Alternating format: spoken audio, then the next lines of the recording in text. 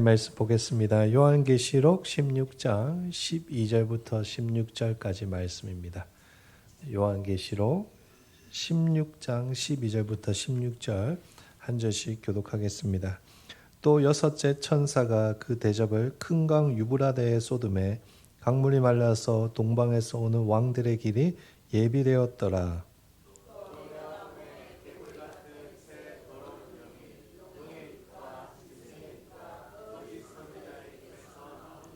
그들은 귀신의 영이라 이적을 행하여 온 천하 왕들에게 가서 하나님 곧 전능하신 이의 큰 날에 있을 전쟁을 위하여 그들을 모으더라.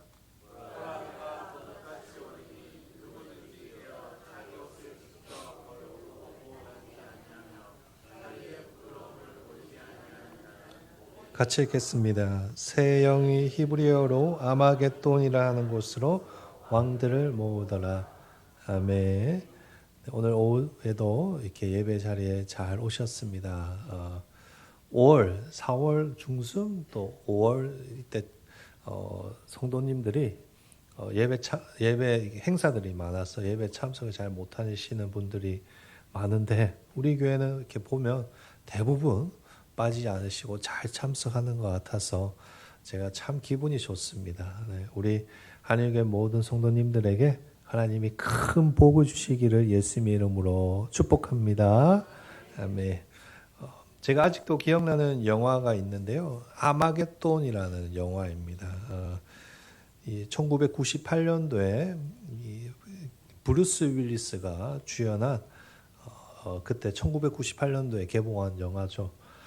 거대한 소행성이 갑작스럽게 이제 지구와 충돌을 하게 되었는데 그것을 막기 위해서 이 브루스 윌리스뿐만 아니라 뭐 이렇게 배우들이 이제 전문가로 해서 목숨을 걸고 이 소행성을 파괴하고 지구를 구출하는 그런 스토리의 내용입니다. 그러면 이제 이 영화 이름을 소행성 충돌이니까 소행성 충돌과 연관시켜서 마지막 충돌, 뭐 아니면 거대한 운석이라고 이름을 지을 수도 있었을 텐데 왜 굳이 아마게돈이라는 성경에 나오는 이 생소한 단어를 제목으로 사용하였을까요? 그것은 아마게돈이라는 이 단어가 단순히 자연재해를 넘어서 인류가 도저히 감당할 수 없는 거대한 운명 혹은 최후의 결전이라는 묵직한 상징성을 가지고 있는 독특한 단어이기 때문일 것입니다. 오늘 저희가 다룰 여섯 번째 대접 재앙의 맨 마지막 16절을 보시면 아마게돈이라는 단어가 등장하죠. 이 아마게돈은 성경 전체를 통틀어서 오직 이곳에 요한계시록 16장 16절에 딱 한 번 등장하는 단어입니다. 이 아마게돈에 대해서 한번 들어보신 적이 있으십니까? 아마 여기 계신 분들은 아마게돈이라는 단어를 신앙생활을 하면서 한 번쯤은 들어보신 적이 있으실 것입니다. 그런데 많은 신자들이 이 아마겟돈에 대해서 어떻게 이해하는가 하면 세상의 마지막에 큰 전쟁의 시발점이 되는 장소, 악의 세력이 공격을 받아서 망하는 장소 정도로 생각을 합니다. 그러나 이 아마겟돈은 오늘 우리가 살펴볼 아마겟돈은 우리가 흔히 생각하는 그런 단순한 전쟁이나 재난의 개념을 훨씬 뛰어넘는 것입니다. 훨씬 더 실제적이고 훨씬 더 중요한 의미를 가지고 있습니다. 오늘 저희가 그 부분을 함께 살펴보고자 합니다. 말씀을 통해서 아마겟돈의 실체가 무엇인지 그리고 그 폭풍전야와 같은 시대를 살아가고 있는 우리들이 그리스도인으로 붙들어야 할 진짜 승리의 비결은 무엇인지 우리가 함께 말씀을 살펴보고자 합니다. 말씀 나누실 때 우리 성령님께서 조명하여 주셔서 말씀이 더 잘 깨달아지고 은혜가 되기를 예수님의 이름으로 축복합니다.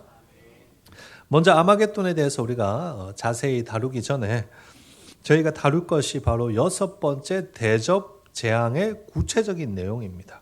우리가 아마겟돈을 제대로 이해하기 위해서는 여섯 번째 대접 재앙 때 어떤 일이 일어나고 있는지 그리고 무엇을 의미하는지를 먼저 살펴보아야 됩니다. 오늘 본문 12절을 일단 먼저 보시면 특별한 장소가 등장합니다.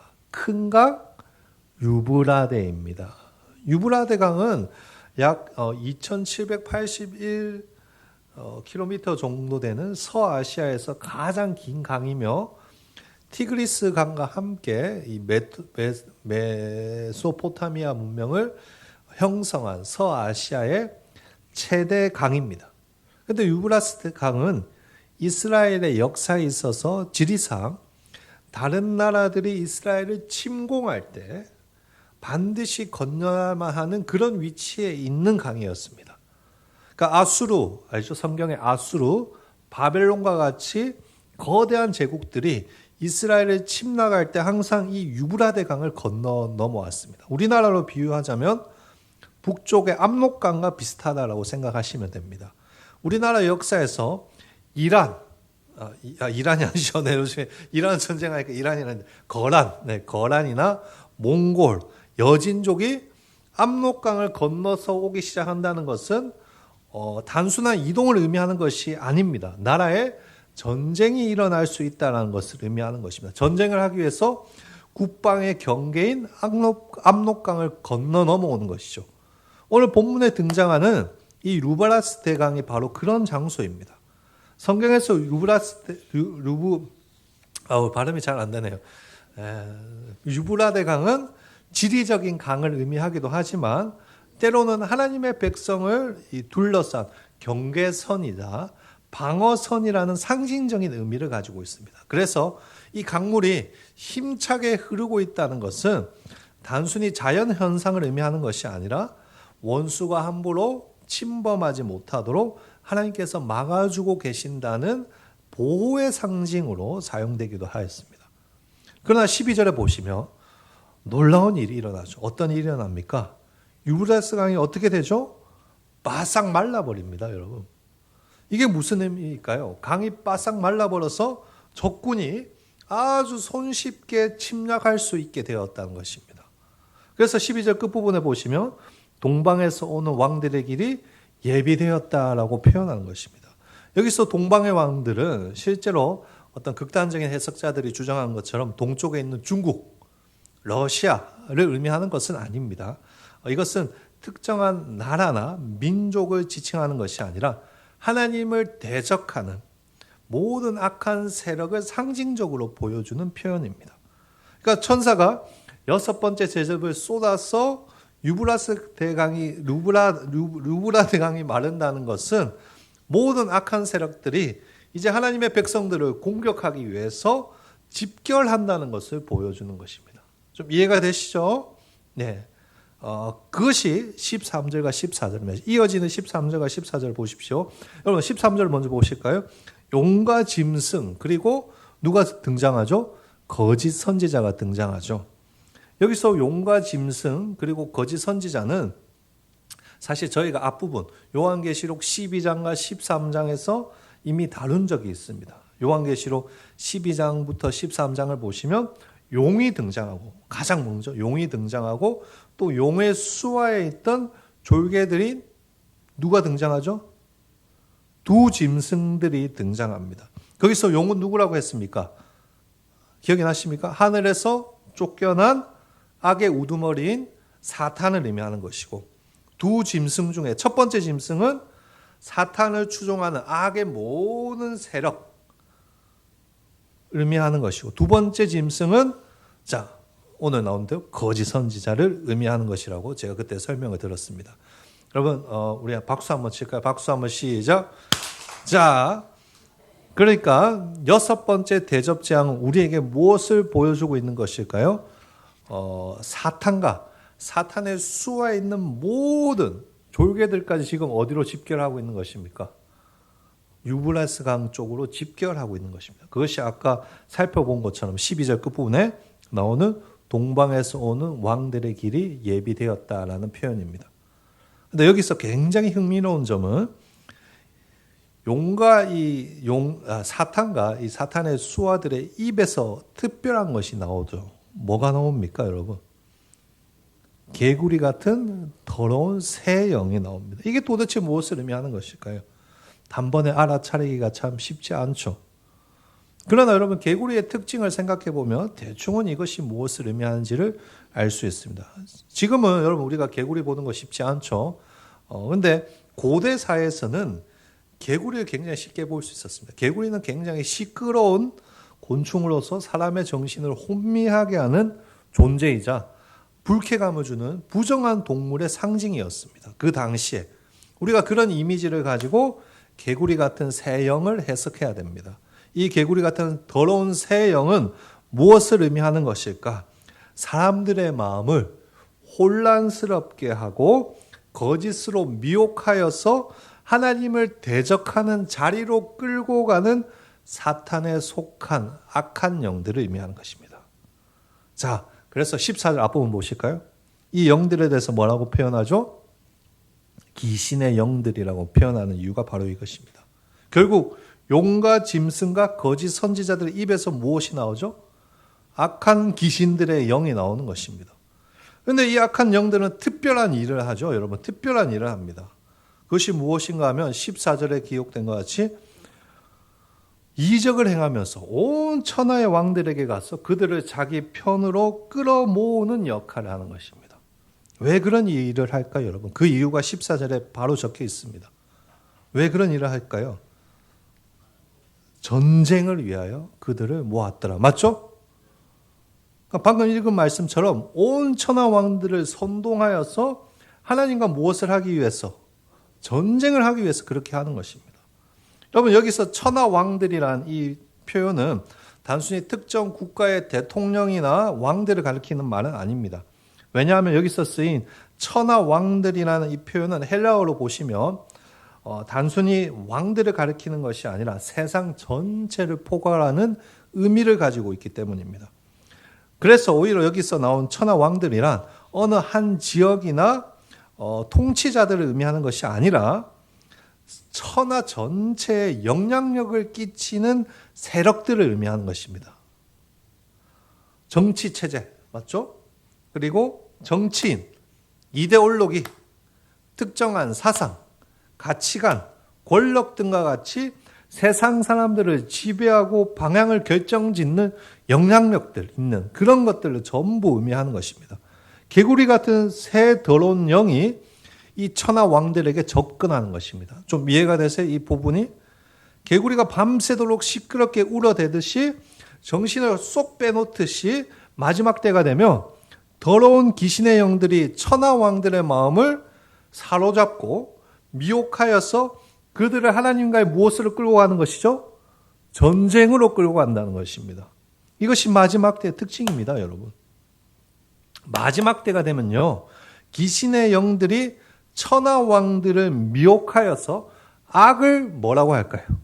선이라고 가르치고 선을 악이라고 하는 희한한 시대가 되는 것입니다, 여러분. 하나님이 분명히 죄라고 하신 것을 사랑이라고 포장하며 말하게 될 것이고, 하나님이 안 된다고 하신 것을 인권이라는 이름 아래 괜찮다고 말하여서 양심의 꺼리낌 없이 행하는 시대가 올 것입니다. 회개를 외치면 공격한다라고 비방할 것이고, 거룩함을 말하면 시대착오적이라고 조롱할 것입니다. 이게 더러운 새 영이 온 천하 왕들에게 하는 것이라고요. 우리가 살아가는 시대가 딱 그렇지 않습니까, 여러분? 정말 걱정이 많이 됩니다.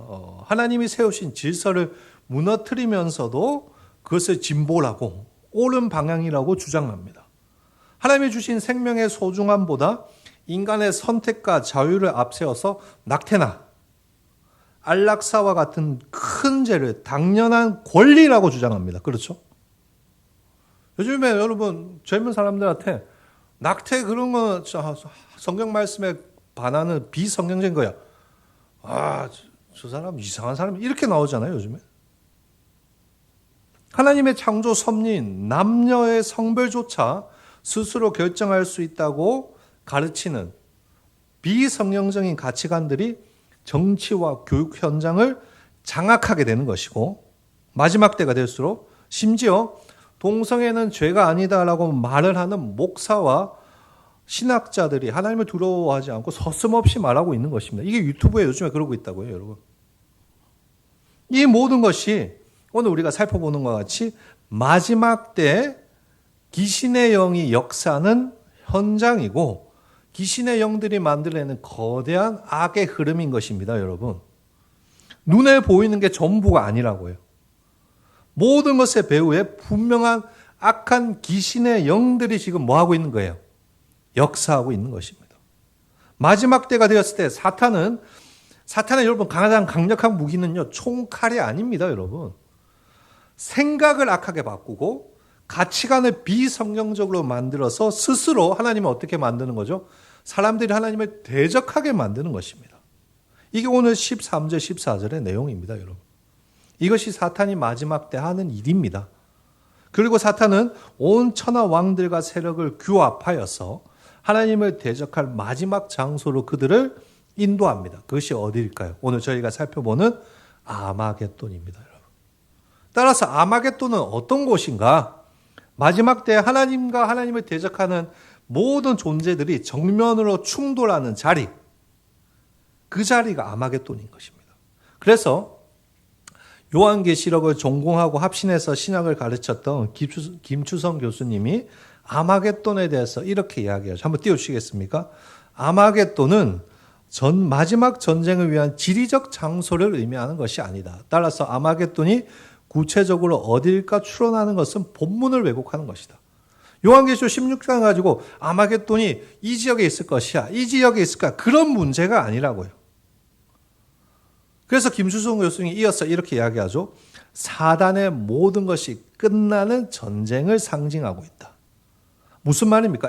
아마겟돈은 단순히 하나님과 악의 세력이 충돌하는 장소를 의미하는 것이 아니라 하나님과 악의 세력이 충돌함으로 누가 승리하는 그런 전쟁의 의미를 가지고 있는 것이라고요.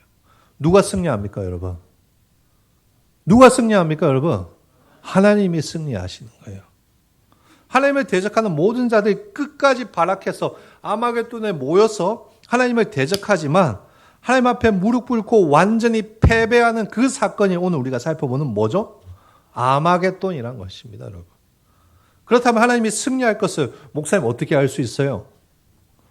그 증거가 바로 오늘 6 대접 재앙의 한복판에 끼어 있는 15절 말씀에 들어있는 것이죠. 여러분, 온 천하 왕들이 군대를 모으고 개구리 같은 영들이 기세를 떨치면서 전쟁 준비를 막 하고 하나님을 대적할 때 주님이 갑자기 찬물을 끼얹듯이 이렇게 선포하십니다. 15절 보십시오. 보라, 내가 도둑같이 올 것이다. 여러분, 이것을 이해하기 위해서 조금 복잡하지만 다시 처음으로 돌아가 볼게요.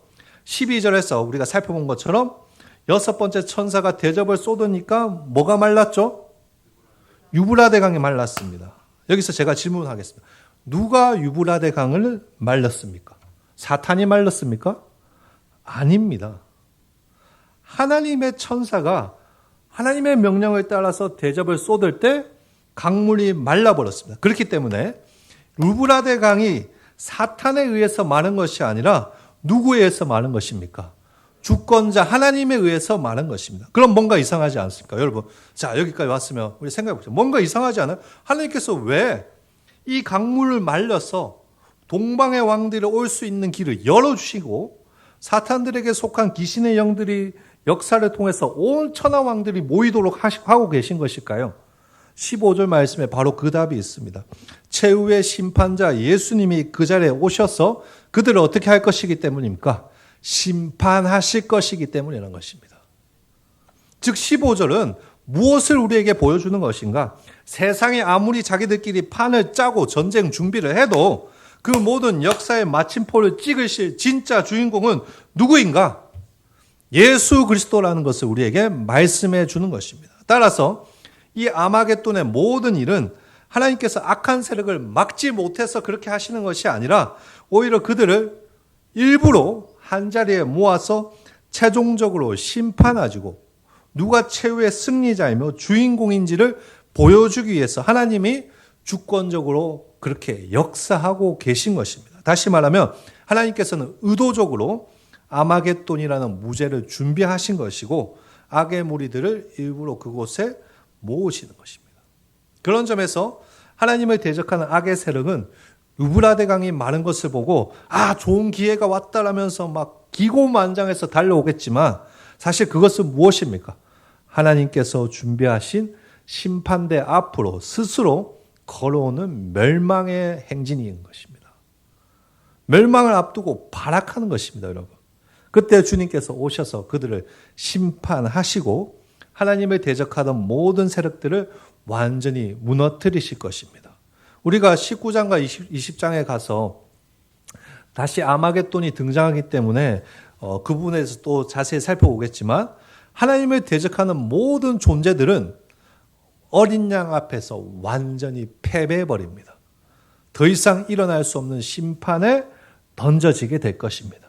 이처럼 아마겟돈은 시작하기도 전에 이미 하나님이 이겨놓으신 확정된 무슨 사건이죠? 승리의 사건인 것입니다.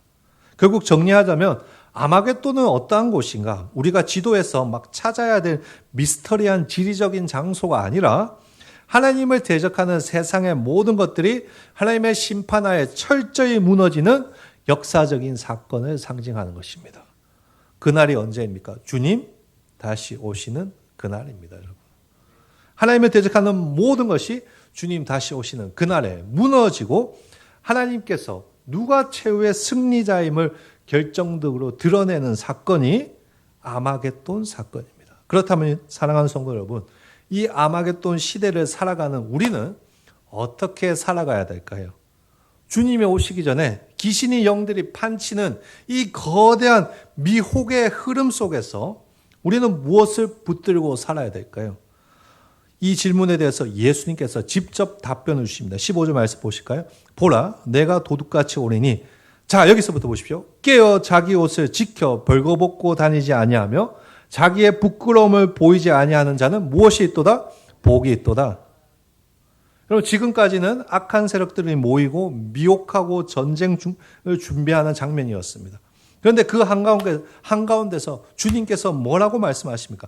깨어서 자기 옷을 지켜서 부끄러움을 보이지 말라고 말씀하십니다. 이게 무슨 말일까요? 옷은 하나님 앞에서 우리의 영적인 상태, 우리의 신앙과 삶을 의미하는 것입니다, 여러분. 성경을 보시면 옷은 언제나 중요한 상징으로 등장하죠. 하나님과의 관계가 바르게 서 있을 때에는 옷을 입고 있는 상태로 등장하고 제 가운데 있을 때는 벌거벗고 있는 상태로 많이 표현하지 않습니까? 그러므로 깨어 옷을 지키라는 말은 무슨 말입니까? 말씀 위에 서서 세상의 죄에 미혹되지 말고 믿음을 잘 지키라는 그 말입니다, 여러분. 사탄과 그 졸개들은 할 수 있는 모든 것을 동원해서 사람들을 미혹하고 자기 편으로 끌어모아서 하나님을 대적하게 하겠지만 너는 거기에 휩쓸리지 말고 깨어 있으라. 너는 그 세상의 흐름에 휩쓸리지 말고 네 옷을 잘 붙들고 있으라는 그 말씀을 지금 하고 있는 것입니다. 세상에 아무리 미혹하고 거짓 메시지로 우리를 속일지라도 제가 당연한 것처럼 여겨지는 이 시대 가운데 살아갈지라도 우리는 거기에 흔들리지 않고 말씀 위에 바로 서서 신앙을 끝까지 지켜야 되는 것입니다. 이것이 마지막 시대를 살아가는 성도의 삶의 태도입니다. 아마겟돈 시대에 우리가 싸워야 할 진짜 전쟁은 총칼을 드는 전쟁이 아닙니다. 영적인 전쟁에서 승리해야 됩니다. 세상이 아무리 변해도 가치관이 아무리 뒤집혀도 사람들이 뭐라고 하든지 거룩한 옷을 벗어버리면 안 되는 것입니다. 깨어서 말씀 붙들고 믿음을 지켜야 됩니다. 세상 풍조에 휩쓸려 성도의 거룩함을 버리지 마시기를 간절히 축복합니다. 비성경적인 가치관에 내 영혼을 내어주지 마십시오, 여러분. 오늘 본문에서 이야기하듯이 예수님은 다시 오실 것입니다. 그날은 우리가 예상하는 방식이 아니라 말씀 그대로 도둑같이 임할 것입니다. 그렇기 때문에 우리는 더더욱 깨어 있어야 됩니다. 말씀으로 깨어 있어야 되고 기도로 깨어 있어야 되고 죄에 대해서 분명한 말씀의 자세로 바라볼 수 있어야 됩니다. 사랑하는 성도 여러분, 오늘 예배에 참여 우리 성도님들이 이 마지막 시대에 잘 깨어서 준비되어서 하나님께 복 있는 인생이 되시기를 축복합니다. 오늘 15절 말씀 끝에 보십시오. 예수님께서 이렇게 약속하시죠. 복이 있도다. 어떤 복입니까? 믿음을 잘 지키고 말씀대로 살아갈 때 주님께 칭찬받고 마지막 때 천국의 기쁨을 누리게 되는 복을 이야기하는 것입니다. 주님 오시면 그 세상의 복이 무슨 소용이 있겠습니까? 그렇지 않아요. 주님 오셨는데 아파트 10채 줄게, 차 외제차로 바꿔줄게. 이게 무슨 복입니까? 진짜 복은 주님 오셨을 때 주님과 함께 영원한 천국의 기쁨을 누리는 것입니다. 이 복을 우리 성도님들이 잘 누리시기를 바랍니다. 끝까지 깨어 있으십시오. 끝까지 믿음을 잘 지키십시오. 이 시대가 참 엉망진창입니다. 목사들도 제대로 정신을 차리지 못하는 목사들이 너무 많고 너무 시대가 엉망입니다. 조금만 정신을 차리지 못하면 그럴듯한 거짓 속삭임들이 너무 많습니다. 이런 시대일수록 우리가 정신을 잘 차려서 옷을 벗지 말고 옷을 잘 입고 믿음을 잘 지켜서 주님 다시 오셨을 때 참 잘했다 내 아들아, 참 믿음을 잘 지켰어, 너가 자랑스럽다, 그렇게 칭찬받을 수 있는 그런 믿음의 사람들이 되시기를 예수님의 이름으로 축복하고 축원합니다. 아멘.